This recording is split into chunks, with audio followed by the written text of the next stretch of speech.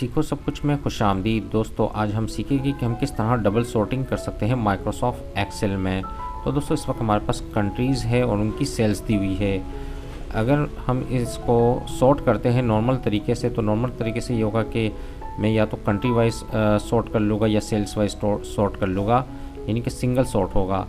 लेकिन मुझे यहाँ डबल सॉर्टिंग करनी है, तो इसके लिए मैं जब डेटा को सिलेक्ट करने के बाद यहाँ से जब सॉर्ट पर आऊँगा तो यहाँ मुझे सिलेक्ट करना होगा कस्टम सॉर्ट। कस्टम सॉर्ट करने के बाद सॉर्ट बाय, सबसे पहले मैंने यहाँ कंट्री लिया कि कंट्री को A to Z सॉर्ट कर दे। उसके बाद एक लेवल ऐड करवाया जहाँ मैंने सेल्स को लिया और यहाँ सेल्स को लार्जेस्ट टू स्मॉलेस्ट कर दिया और ओके पर क्लिक कर दिया। अब आप देख रहे हैं कि कंट्री वाइज तो ये सॉर्ट हुआ है। फिर उसके बाद जब फ्रांस 4 बार आ रहा है तो यहाँ सबसे बड़ी वैल्यू ऊपर है, फिर उसके बाद सबसे छोटी वैल्यू सबसे नीचे है। इस तरह यानी कि लार्जेस्ट टू स्मॉलेस्ट भी सॉर्ट हो रहा है।